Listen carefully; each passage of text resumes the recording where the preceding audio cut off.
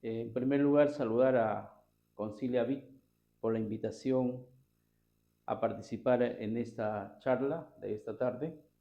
Mis saludos a este centro y también agradecer por la oportunidad de darnos de nuestra participación.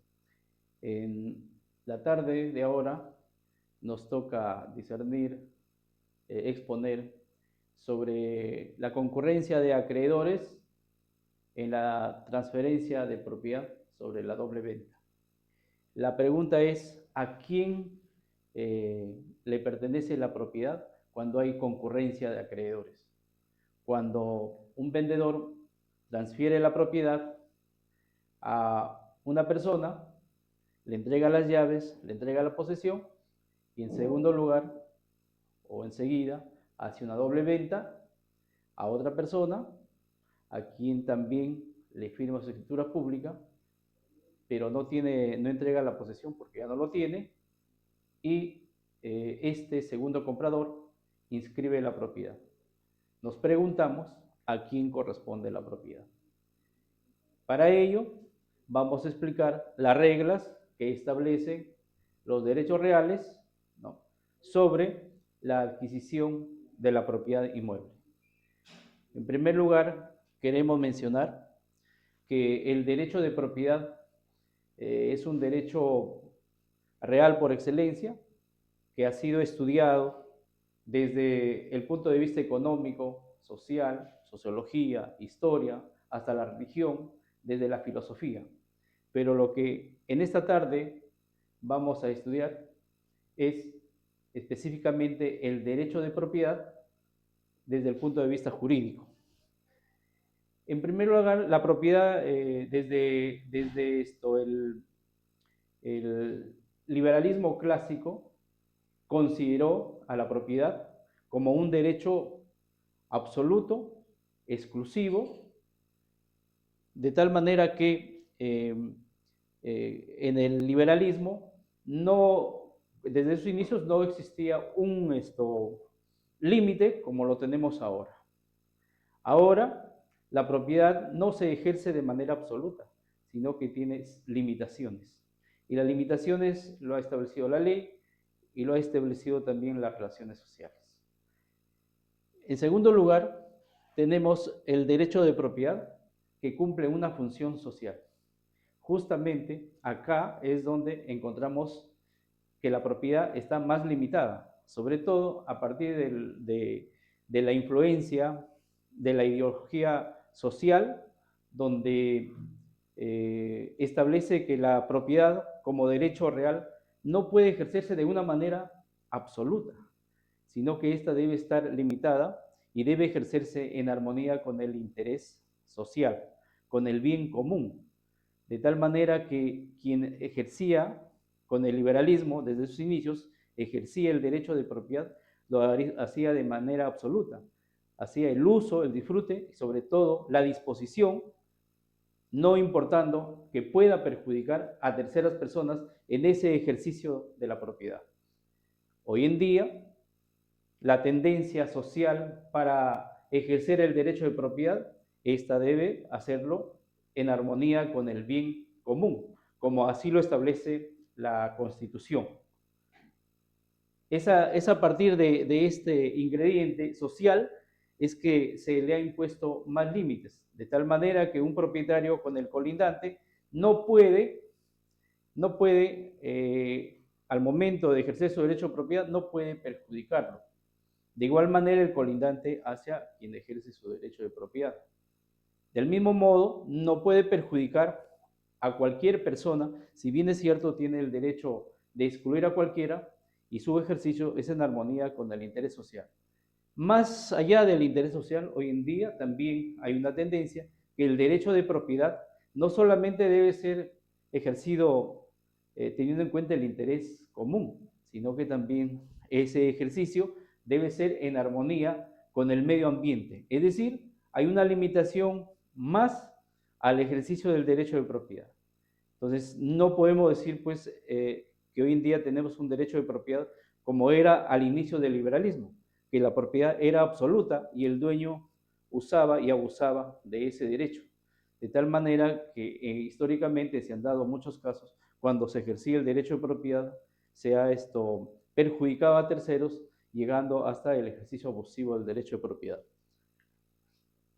Entonces, en nuestro medio, o a nivel del derecho constitucional o de la Constitución, también el derecho de propiedad está siendo regulada y protegida.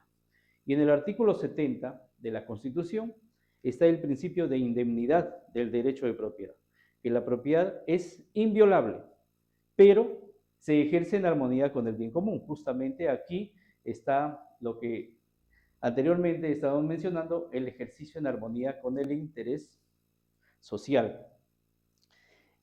Como derecho fundamental, no solamente está en el artículo 70, sino también lo tenemos en los incisos 8 y 16 del artículo 2 de la Constitución.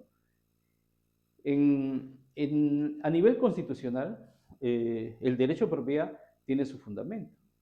Ya Hobbes, en sus inicios, cuando desarrollaron la ideología liberal contra la monarquía, estableció de que debe protegerse la vida, la integridad, la libertad de la persona frente al poder del Estado.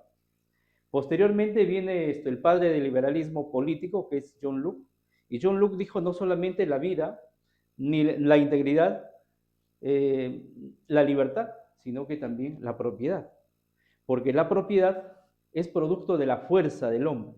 La fuerza, es decir, el hombre para subsistir históricamente ha subsistido a través de los bienes, ha hecho uso de los bienes.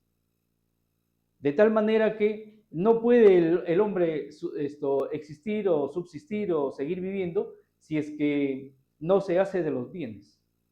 Los bienes están a cada momento, históricamente, desde que el hombre, desde sus inicios, desde que el hombre vivía en un estado de naturaleza, para recolectar los frutos, la caza, tuvo que hacerse de los bienes. Caso contrario, no podía vivir o sobrevivir. Hoy en día, todos para caminar, para trasladarnos, para en el lugar donde nos encontremos, estamos rodeados de bienes y haciendo uso de los bienes, ¿no?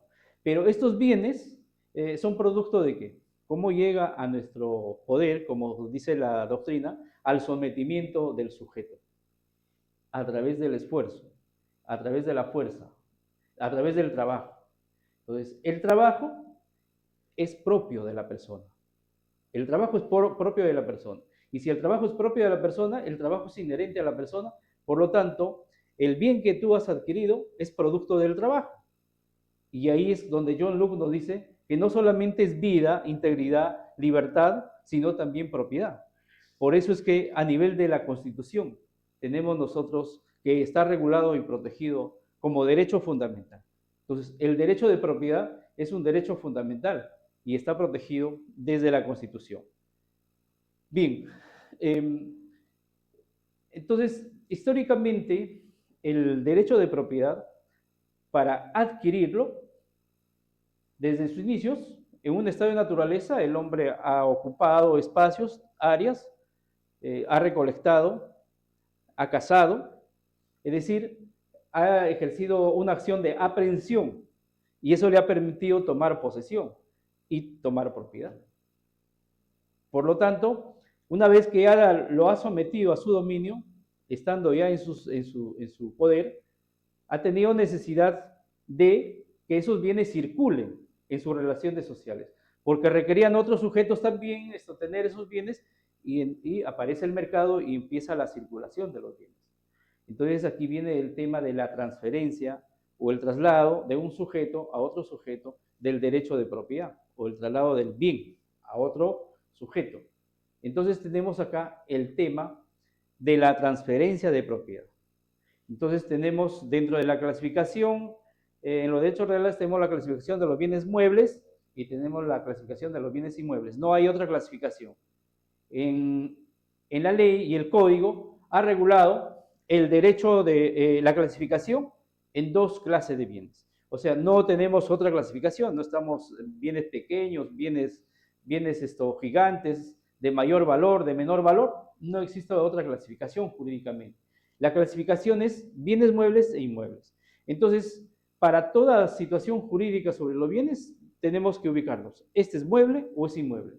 Si es un bien inmueble, ¿cómo adquiero un bien inmueble? Si es un bien mueble, ¿cómo es que se adquiere los bienes muebles? Entonces, históricamente, y ya viene desde el derecho romano, desde el derecho romano, cabe aquí aclarar también que lo que ahora está regulado no es tan moderno, porque el liberalismo en un Estado democrático, o cuando entramos al Estado democrático, tomó las bases para establecer o para regular todo el derecho, tomó las bases en el derecho romano. Por eso es que hoy en día lo que tenemos en el Código Civil es trasladado del derecho romano, pero aplicado a nuestra realidad. Entonces, ahora tenemos los sistemas de transferencia de propiedad. Y aquí vamos ya entrando al tema que nos aboca en esta tarde. Tenemos aquí la transferencia de los bienes muebles y los bienes inmuebles. Pero la doctrina ha desarrollado que existen estos mecanismos de transferencia modernos que les ha denominado que tenemos dos sistemas de transferencia de la propiedad. Tenemos el sistema de la unidad de contrato y el sistema de separación de contrato. En el sistema de unidad de contrato tenemos el título y el modo y el sistema consensual o del principio consensual de transferencia de propiedad.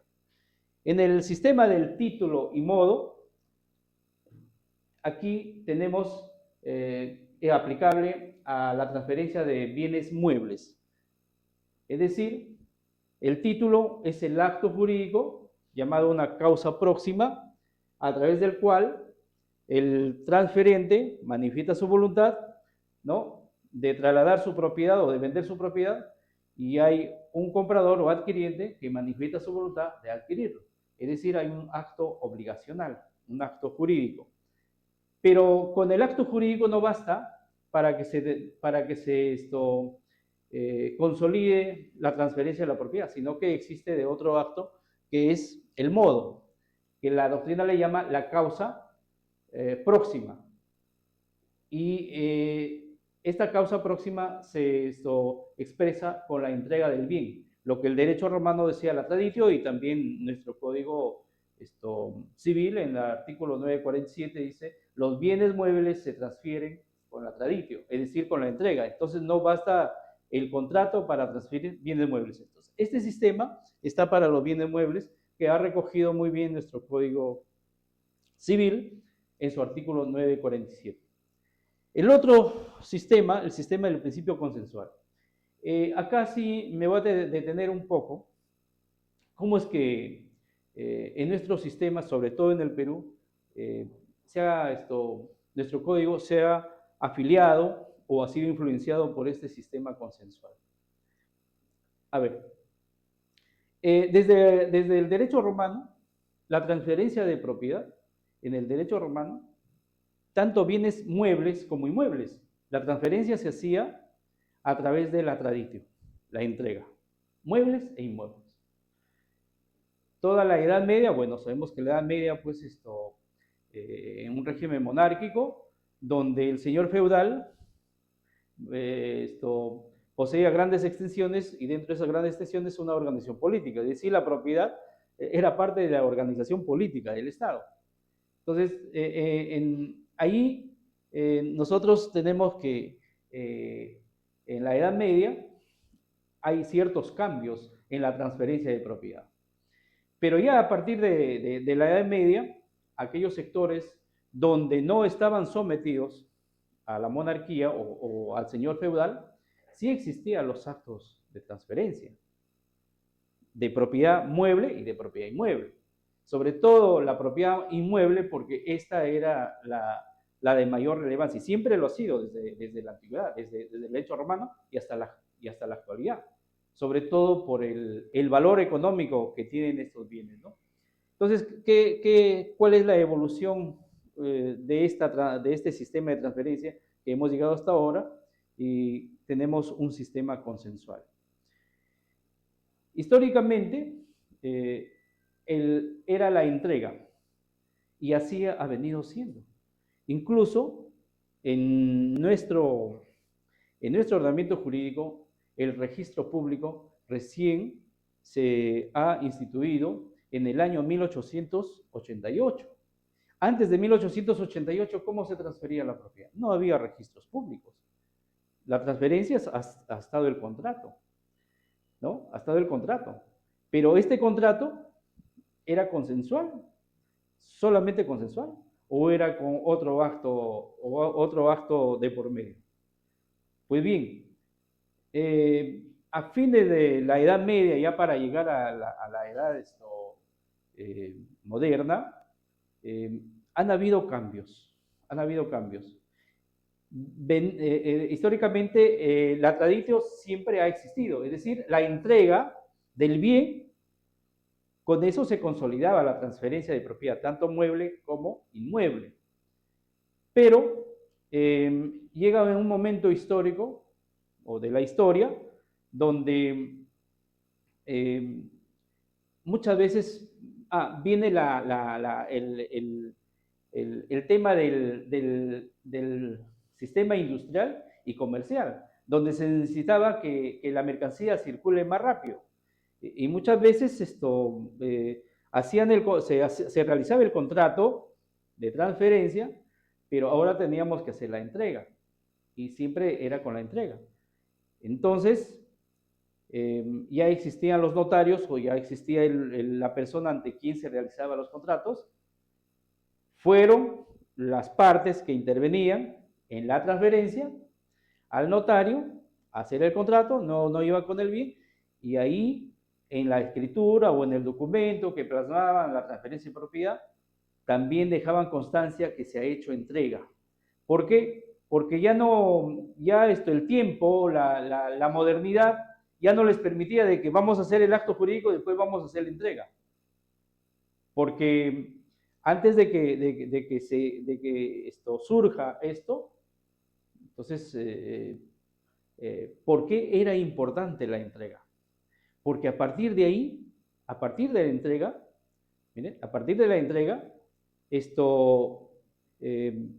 se hacía publicidad. Se hacía la publicidad de la transferencia de la propiedad. De ahí que hubo en algún momento aquellos que adquirían, además de tener la entrega, tenían que dar a conocer cuando había las fiestas o los lugares de concentración o los domingos cuando iban a misa, tenían que dar a conocer de que una persona había adquirido la propiedad. O todos los que habían adquirido en ese mes o en esos 2 meses o en esa temporada, tenían que dar a conocer en estos lugares las fiestas, la misa o cualquier otra concentración para que el público conozca que ha adquirido la propiedad, ¿no? Y es así como viene evolucionando la transferencia de la propiedad inmueble, hasta que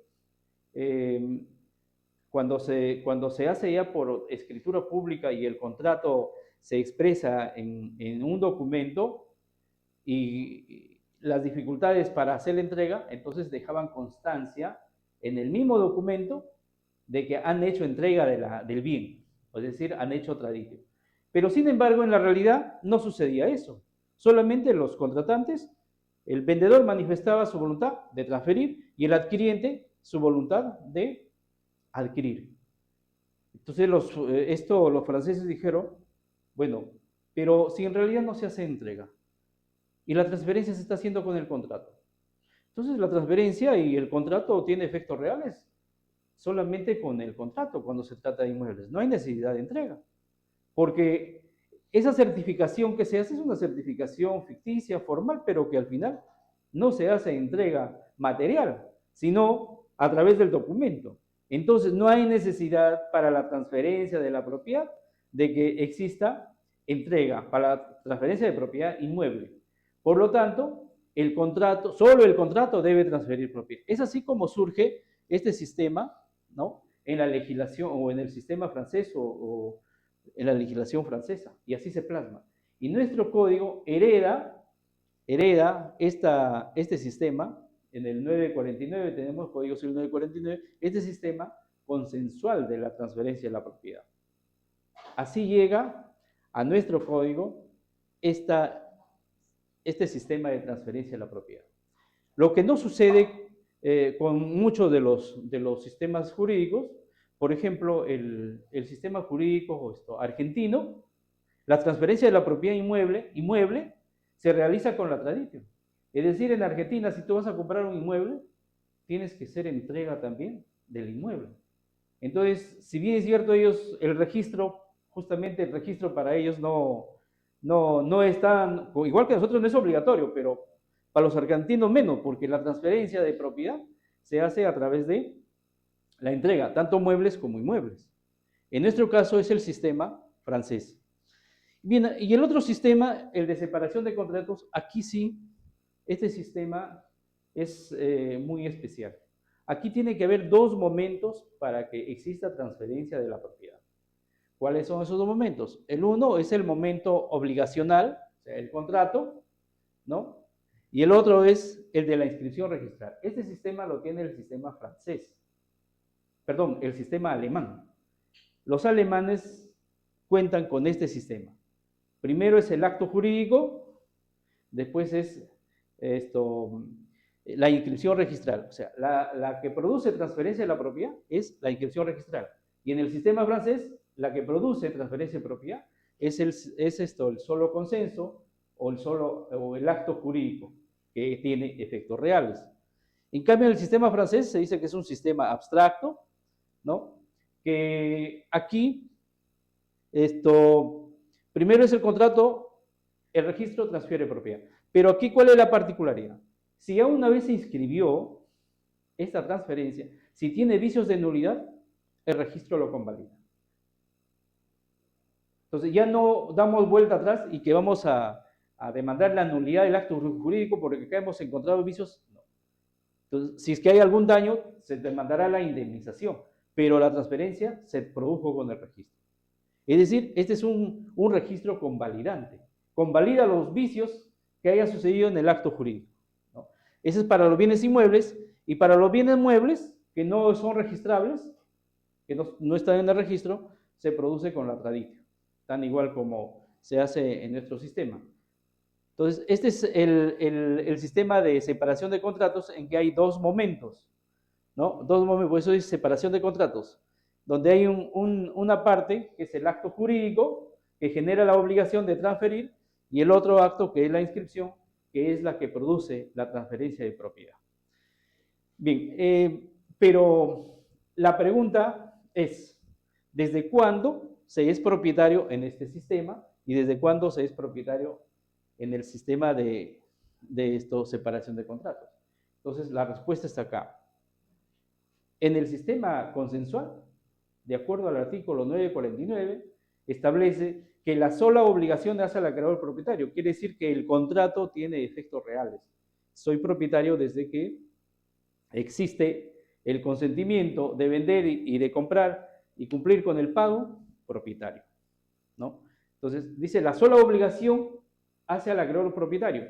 Quiere decir que terminó el contrato con la aceptación, genera la obligación de entregar. Esa obligación es la que transfiere propiedad en el sistema consensual, ¿no? Entonces, cuando hay el conflicto de titularidades, como es el caso cuando se produce la doble venta, entonces, ¿quién es el que ha adquirido la propiedad?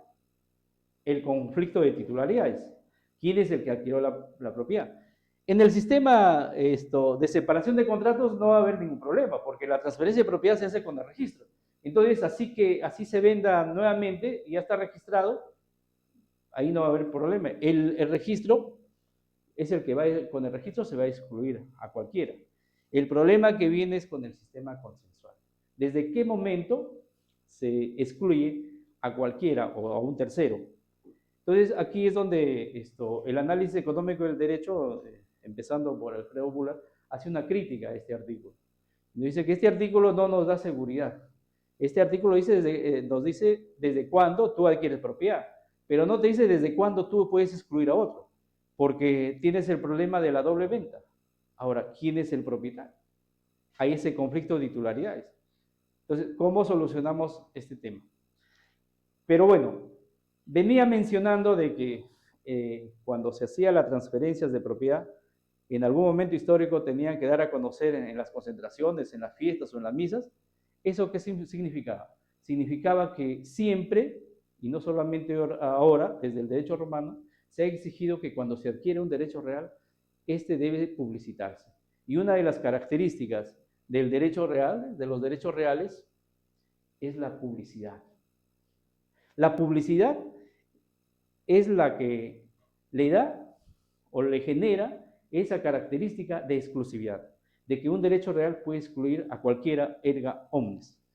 Entonces, cuando hablamos de la publicidad, de manera general, ¿no? Publicidad, acción de difundir, dar a conocer, poner en conocimiento, revelar, divulgar. Pero cuando hablamos de la publicidad jurídica, nos dice que el derecho establece determinados hechos, situaciones, relaciones jurídicas que deben hacerse públicos, como es este caso de la adquisición de la propiedad. Tal lo establece, ¿no? Se establece por ciertos medios. La prensa también genera publicidad, pero vamos a ver cuáles son los efectos de la prensa. El registro genera publicidad, pero ¿cuáles son los efectos del registro? La prensa o el periódico, muchas de las notificaciones que es el Poder Judicial se hace a través de esta publicidad. Justamente, ¿no? Es una publicidad jurídica.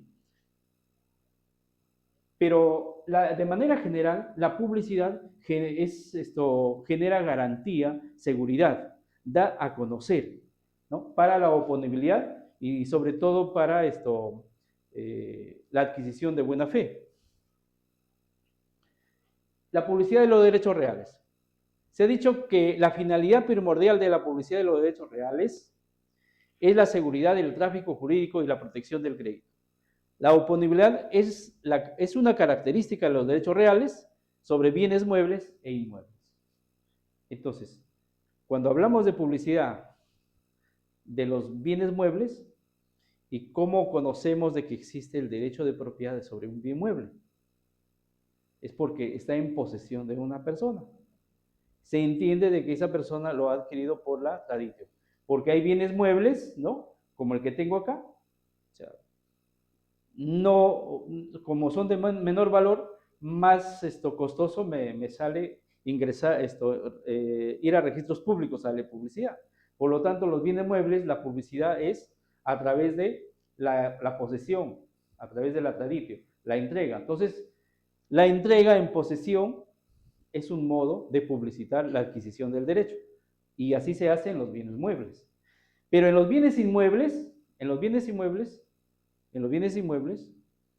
tenemos el sistema que también, como en el caso argentino, que también la transferencia se lo hace con la entrega del bien, que es la traditio. En ese acto de entrega está haciendo publicidad.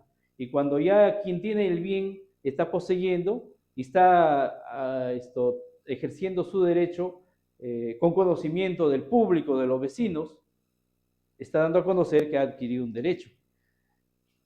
Pero también el otro mecanismo es el registro, ¿no? El registro. Entonces, de ahí que, teniendo en cuenta la publicidad, ¿cómo debe ser definido? Gatti y Galperini nos dice cómo debe ser definido un derecho real. Dice, poder jurídico sobre una cosa reglada por la ley, en virtud del cual se puede obtener directamente de ella todos o alguna de sus utilidades con exclusión de interferencias extrañas y con suficiente publicidad se adhiere y sigue la cosa, dice, pudiendo oponerse a cualquier interesado. Entonces, dice, el derecho real tiene esta particularidad y esta característica de exclusividad justamente por la publicidad. La publicidad es la que genera esta exclusividad. De ahí tenemos nosotros a la oponibilidad. Oponibilidad. A partir de la publicidad, quien tiene el derecho puede oponer erga omnes su derecho adquirido, sobre todo en derechos reales. Y aquí tenemos las reglas de oponibilidad recogidas en nuestro Código Civil. Tenemos aquí que se pueden encontrar diversos criterios de oponibilidad, tanto en derechos personales como reales, para preferir un derecho sobre otro. Tenemos que estos se fundamentan en estos criterios: la onerosidad del título, la actuación sobre la base de una apariencia, y cuando hablamos de apariencia, la apariencia es la publicidad. El título más antiguo, la buena fe subjetiva, como desconocimiento. Estos son criterios que se tienen en cuenta para la oponibilidad cuando alguien adquiere un derecho frente a terceros. Entonces, cuando hablamos de apariencia, estamos hablando de la publicidad del derecho. Y la apariencia, miren, para la oponibilidad, tenemos a la posesión y al registro. Entonces, oponibilidad por apariencia de la posesión y oponibilidad por la apariencia del registro. Entonces, para excluir un derecho real frente a terceros y que éste sea exclusivo de quien es el titular, tiene que haber oponibilidad. Y la oponibilidad se obtiene a través de la publicidad, ¿no? La publicidad. Y que la publicidad puede ser a través de la posesión o puede ser a través del registro. De ahí que esto siempre ha habido preocupación por publicitar los derechos reales que se adquieren. Una característica de los derechos reales para excluir a cualquiera, la publicidad. Y aquí tenemos nosotros a la posesión. La posesión del bien genera apariencia que el bien se encuentra libre de cualquier titularidad que entorpezca la posesión de un nuevo propietario. Y esta se genera, la apariencia por la posesión se genera en diversos artículos. Si revisamos el artículo 194, que tiene que ver con la simulación, el 948, que tiene que ver con la venta del no dueño, el 1136, ¿no? Ahí está la doble venta, el 1136, la doble venta de bienes muebles, el artículo 1708, que tiene que ver con el arrendamiento, y ahí vemos que la posesión como publicidad genera oponibilidad. Y en segundo lugar tenemos la oponibilidad por la apariencia del registro. La oponibilidad registral consiste en que no es factible oponer un derecho no inscrito frente al titular que inscribió. Y aquí tenemos varios artículos.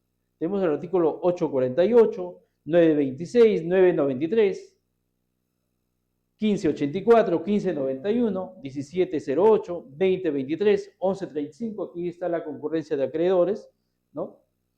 El 2013 y el 2014, que es la fe pública registral. Bien. Entonces, la publicidad registral tiene estas características. Es el sistema de divulgación encaminado a hacer cognoscibles determinadas situaciones jurídicas para la tutela de los derechos y la seguridad del Estado. Esta publicidad es un servicio del Estado, pues se trata de una función pública ejercida en interés de los particulares. Tiene estas características. Se trata de una exteriorización, que esta exteriorización sea continua, que esta exteriorización sea orgánica, hay una organización registral, producir cognoscibilidad general, o sea, para conocimiento de todos. Entonces, registros públicos, por eso que en registros públicos encontramos bastante concurrencia. Unos van para comprar, otros van a escribir lo que han comprado, otros para enterarse, ¿no?, sobre las cargas y gravámenes de los bienes. La exteriorización como de situaciones jurídicas, es decir, no solamente la adquisición de la propiedad, sino también hay otras situaciones, gravamen y otras situaciones que se inscriben en el registro, ¿no? Sucesiones, uniones de hecho y otras, ¿no? Hasta divorcio o disoluciones de vínculo matrimonial que se inscriben en la partida registral. Y la eficacia sustantiva o material del derecho privado. Las modificaciones que se pueden dar en el derecho que está inscrito. Bien. Y derivado de la publicidad registral tenemos nosotros al principio de la fe pública registral. Esto es importante porque vamos a ver la publicidad del registro y la buena fe que genera al adquirir de un bien que está inscrito, ¿no?, frente también a la otra publicidad. que es la publicidad de la posesión. Decíamos que una de las apariencias de publicidad es la posesión. Y el Código Civil ha recogido en varios artículos. Entonces tenemos la posesión frente al registro. ¿Y en qué momento es que realmente el registro, la fe pública registrada, nos da la seguridad? Porque nos hemos planteado hoy en día el tema, ¿quién es el propietario?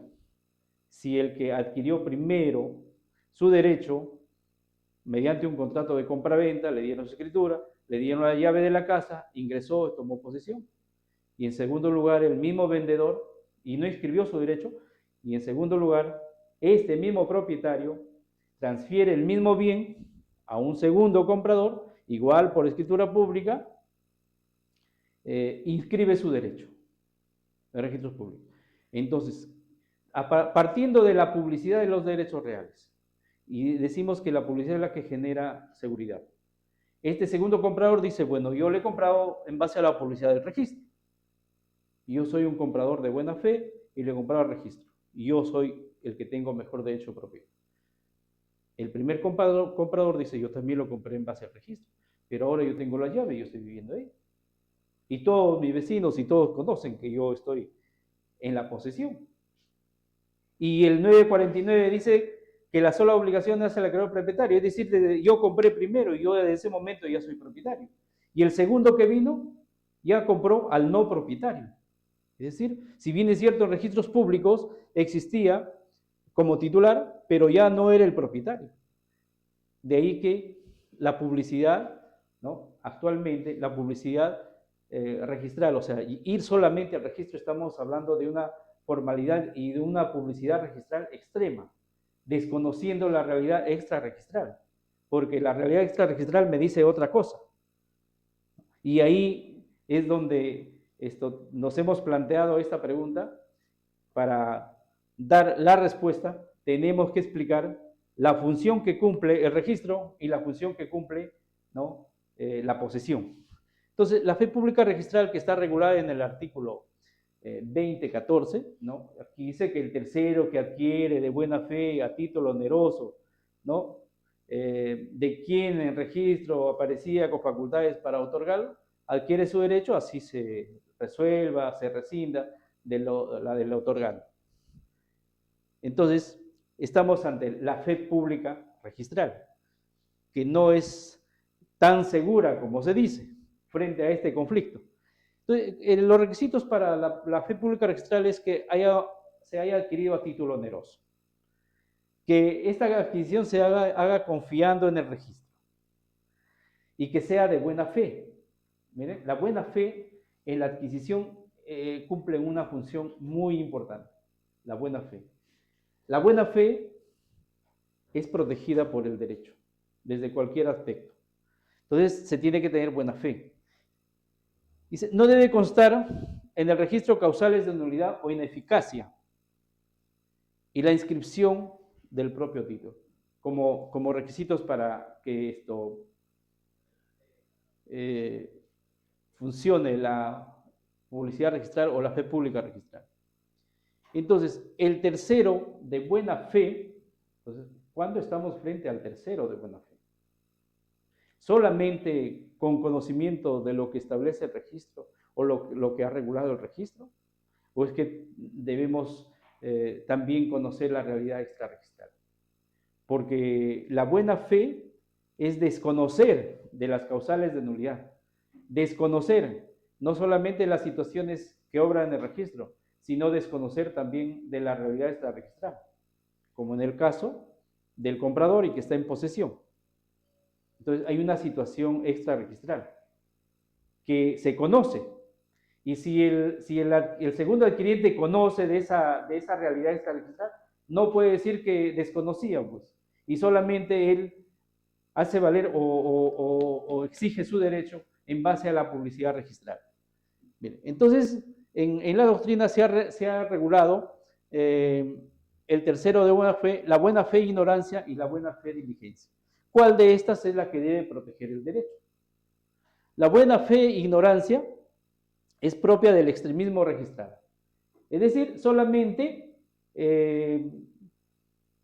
la fe pública registral sobre los hechos que obran el registro. Señala que la buena fe es el estado mental pasivo del sujeto que simplemente ignora la realidad, pues el registro no se lo informa. Es decir, lo que está fuera del registro, el registro no se lo informa y solamente se cierra en el registro. Pero tenemos en la realidad, o la realidad extrarregistral, que existe otro tipo de situaciones. Entonces, frente a la buena fe e ignorancia, está la buena fe e diligencia. Esto exige que quien adquiere un derecho no solamente se fije en el extremismo registral, o sea, en la formalidad o en la información que tiene el registro, sino también debe preocuparse por la información extrarregistral. Porque en la información extrarregistral, en la realidad, en el mismo bien, nosotros vamos a encontrar otro tipo de situaciones. Entonces, la buena fe y diligencia sostiene que la buena fe también es un estado mental, pero está basada en la actitud diligente del individuo. Esta forma de buena fe es activa y realista, ya que alivia la carga de la prueba al exigir evidencia de culpa o negligencia por parte del segundo comprador. Entonces, el segundo comprador tiene que ser más diligente, ¿no? Sobre todo que ahora vivimos en una sociedad insegura y por muchas situaciones que se han producido en las transferencias de propiedad, sobre todo esto, tráfico o documentos fraguados, ¿no? Entonces creo que los que compran un inmueble tienen que tener mayor diligencia para saber realmente si es el que aparece en registros públicos el propietario actual. Caso contrario, no estarían adquiriendo, están adquiriendo en base al registro, pero no estarían adquiriendo del propietario actual, sino del no dueño, ¿no? Entonces, frente a esta publicidad del registro, ¿no?, que hemos explicado, tenemos nosotros a la posesión como medio de publicidad. Ya decíamos que la publicidad genera seguridad. La publicidad es la que hace que un derecho real sea exclusivo frente a todos. Es decir, que todos conozcan de la existencia del derecho real de un sujeto. Y la posesión también cumple esa función. Miren, la posesión como apariencia de propiedad. ¿Puede la posesión representar la propiedad?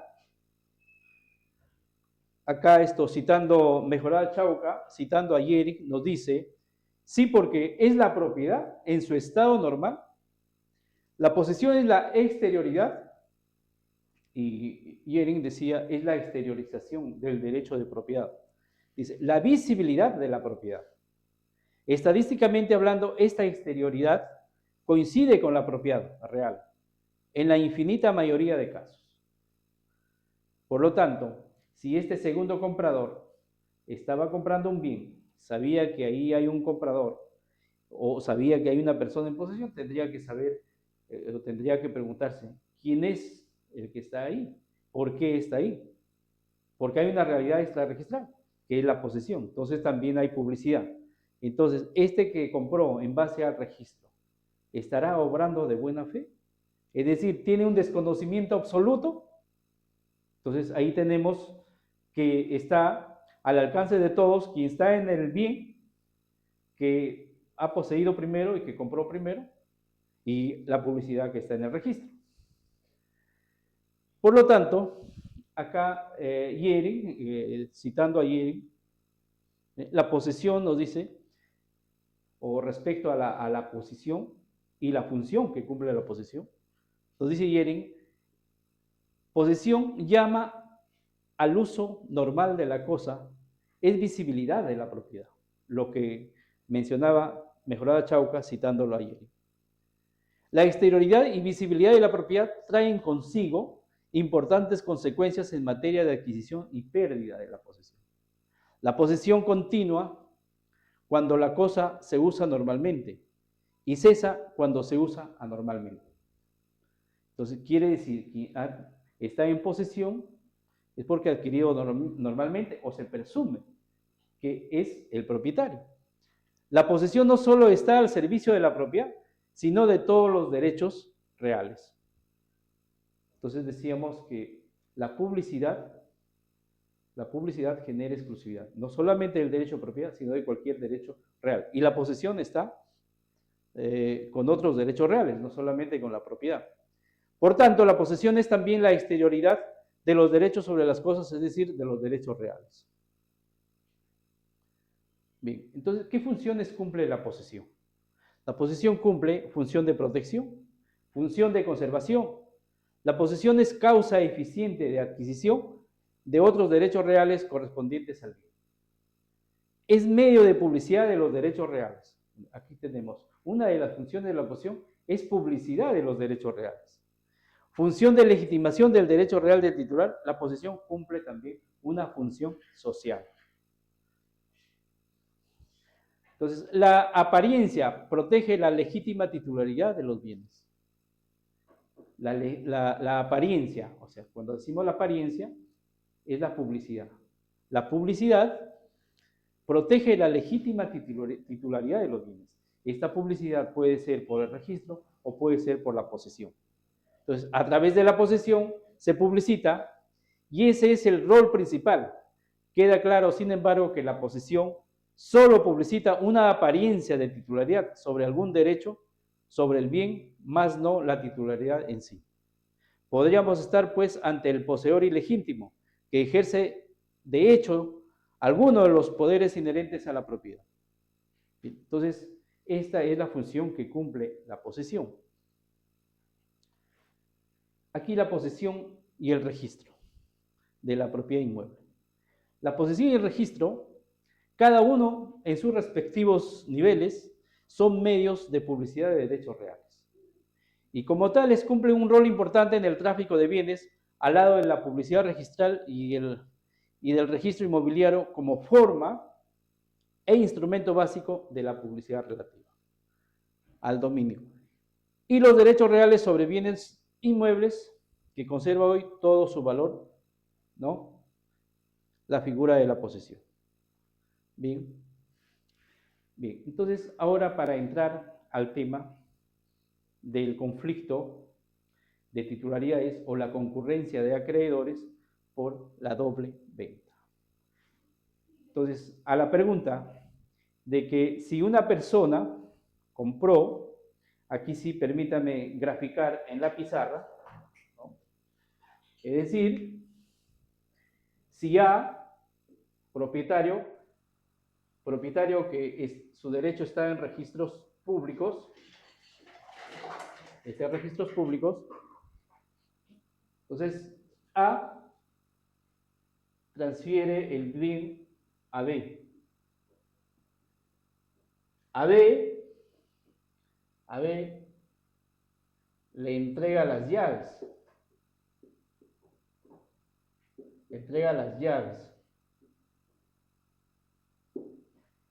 Entonces, B entra en posesión.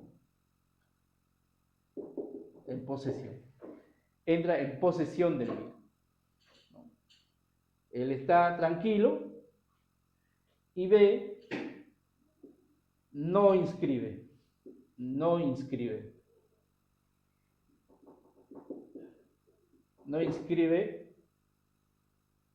su derecho. Es decir, no inscribe su compra. No inscribe la compra. No inscribe la compra que ha realizado.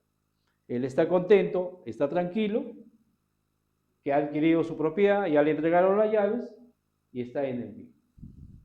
Pero sin embargo, como no ha inscrito su derecho, A nuevamente transfiere la propiedad a C. Hace la transferencia a C. C, en base a la publicidad del registro que hemos mencionado, revisa la partida registral, figura como propietario A. De acuerdo al 2014, el tercero que adquiere, dice, a título oneroso, lo ha comprado, ¿no? Este también lo compró, compra. El de acá también compró, compra. ¿No? El tercero, a título oneroso, ¿no? Pero dice, y de buena fe. El tercero, de buena fe, que adquiere a título oneroso, ¿no? ¿Y de quién aparece acá en registros públicos? Como propietario. Entonces, adquiere su derecho. Y este señor inscribe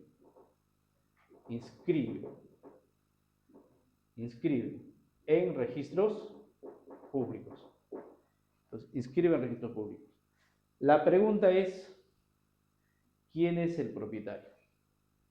O sea, nos preguntamos, en este conflicto, ¿quién es propietario? ¿Quién es propietario? ¿B o C? B compró primero, está en posesión, no inscribió, posteriormente se compra en base al registro, inscribe su propiedad. Entonces, ¿cómo se resuelve esto? En la jurisprudencia o en la casuística, encontramos un sinnúmero de conflictos y un sinnúmero de procesos judiciales. Un sinnúmero de procesos judiciales. Algunos, o sea, en este caso, B es el demandante, ¿no? B tiene que ir contra C, porque él está en la posición. Pero en otros casos, C, como tiene inscrito, ha demandado contra B, ¿no? Entonces, B C demanda el mejor derecho de propiedad. Porque dice, yo inscrito tengo mejor derecho de propiedad contra B. B demanda la nulidad del acto jurídico. Dice, tú has comprado del no dueño, él ya no era dueño, porque el 949 dice la sola obligación de hacer al acreedor propietario. Entonces, por lo tanto, yo ya soy el dueño y tú has comprado al no dueño. Por lo tanto, yo soy propietario. Entonces, ante esta pregunta, ¿quién es el propietario? Entonces, aquí este conflicto lo resuelve la publicidad. ¿Quién ha publicitado primero su derecho? Entonces, la publicidad no solamente es el registro, la publicidad también es la posesión. Entonces, ¿quién publicitó primero su derecho? Publicitó el que está en posesión. Entonces dirán ustedes, pero ¿y el 2014? ¿El 2014? No, el 2014 dice el tercero que de buena fe. Ahora, ¿él puede decir yo tengo buena fe? ¿Cómo puede decir buena fe? Entonces, él ha sido negligente. Solamente ha comprado en base al registro, pero no ha ido a ver cómo está en la realidad. Es decir, esta es una realidad extra registral, no está en el registro, hay una posesión. Por lo tanto, nos dice que la buena fe no solamente debe ser la buena fe ignorancia, es decir, solamente en base a no ser tan pasivo y ir a ver lo que es el registro y sobre esa base yo compro, sino que también debe ser más diligente y no solamente ir al registro, sino que también debe ir a ver la realidad extrarregistral, es decir, quién está en posesión. Entonces aquí tenemos nosotros, miren, la posesión del bien como medio de publicidad puede desvirtuar la buena fe del adquiriente, es decir, quien adquirió esto a través del registro. En este caso tenemos varias casaciones y aquí tenemos una, la casación 3667, emitida por la Sala Civil Permanente de la Corte Superior de Justicia de la República Suprema. En su quinto considerando menciona, miren acá textualmente, en lo que respecta al segundo requisito, sin embargo, dice entendiendo que la presunción de buena fe asiste al adquiriente a título oneroso, solo si no se acredita que conocía de la inexactitud del registro. Dice, presunción de buena fe le asiste al adquiriente a título oneroso, al adquiriente, los dos han adquirido a título oneroso, ¿no? A título oneroso, solo si no se acredita que conocía de la inexactitud del registro. Es de advertirse, conforme a las conclusiones arribadas por las instancias de mérito, ha quedado acreditado en autos que la demandante no puede alegar que le asiste buena fe, en este caso era C el demandante, le asiste buena fe en la transferencia, toda vez que a la fecha de su adquisición conocía de la existencia en el inmueble sublitis de poseedores continuos, pacíficos y públicos. Es decir, él conocía que había poseedor. En este caso, el que compró primero, ¿no? Entonces, en este supuesto. Así como esta casación, tenemos otras casaciones que he traído acá, pero antes de eso, quería indicar que el conflicto que se ha dado en este, o los procesos que se han presentado en este conflicto de titularidades son de nulidad de acto jurídico y mejor derecho de propiedad. Nulidad de acto jurídico demandaba el que poseía el bien que compró primero, ¿no? O en algunas veces mejor derecho de propiedad.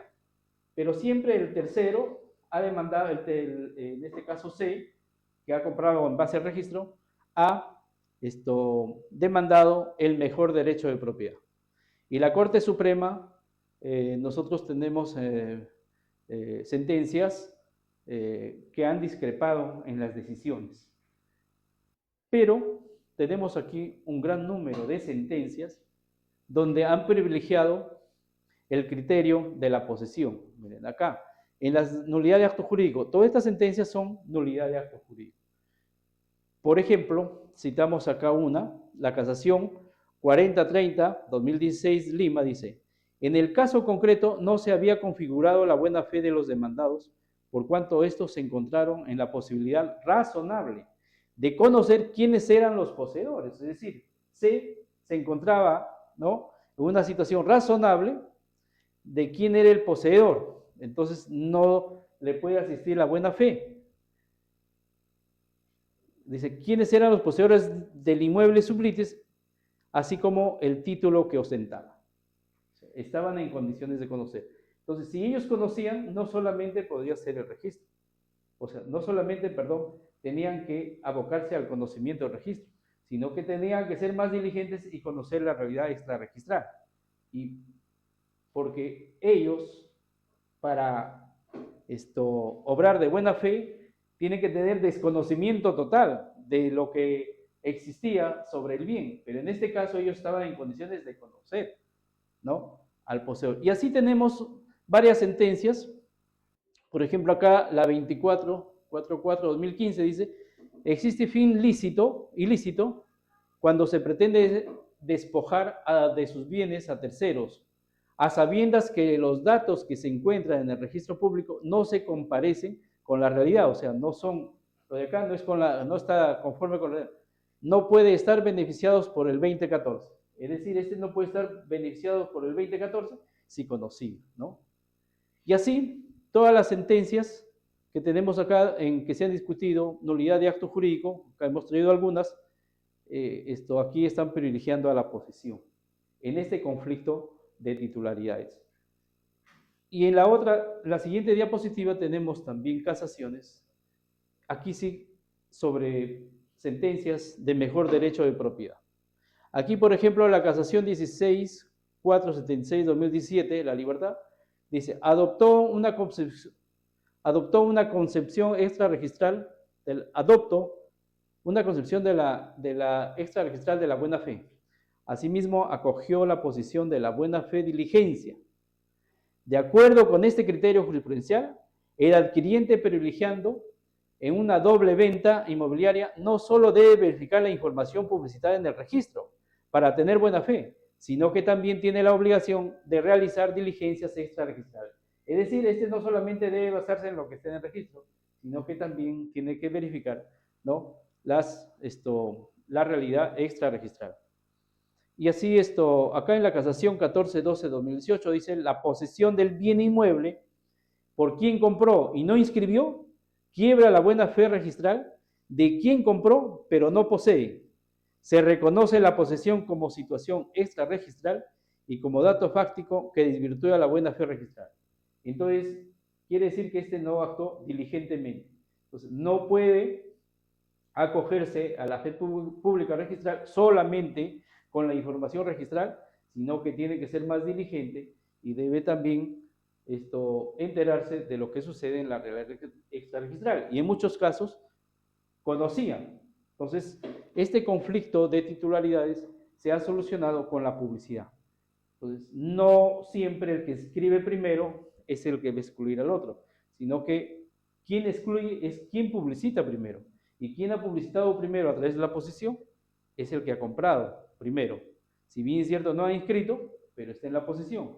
El segundo compró, pero estaba en la posibilidad de conocer de que la realidad extrarregistral era otra.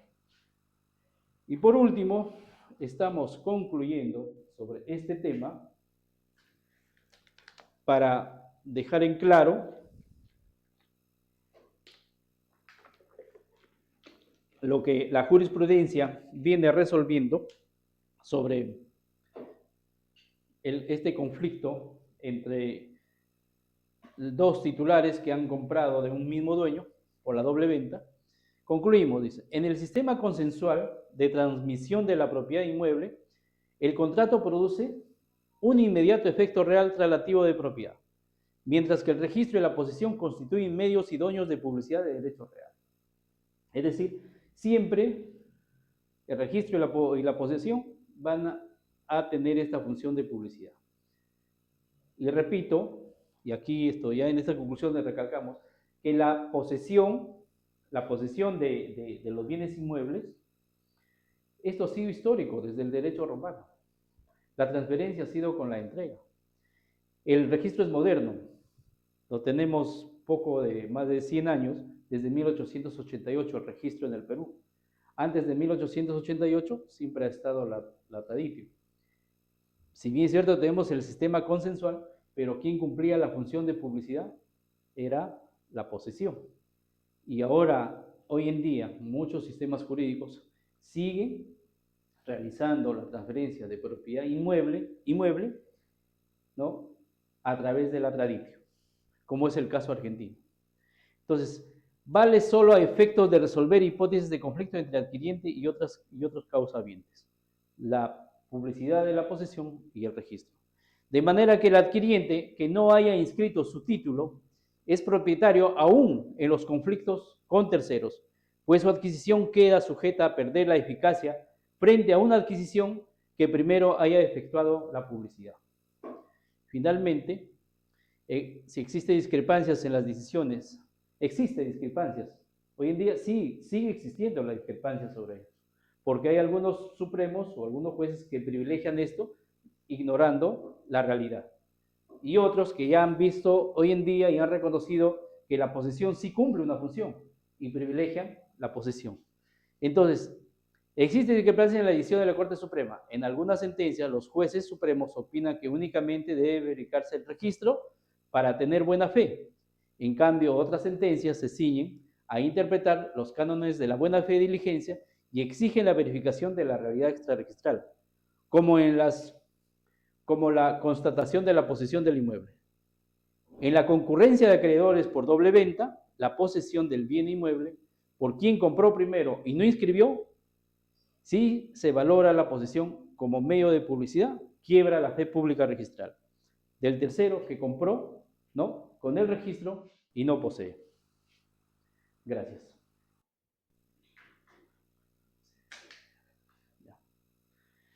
Bien. Con la finalización de esta exposición, agradecer una vez más a Concilia VIP por la invitación y estoy presto para debatir y exponer otros temas para los cuales me pueda invitar. Muchas gracias.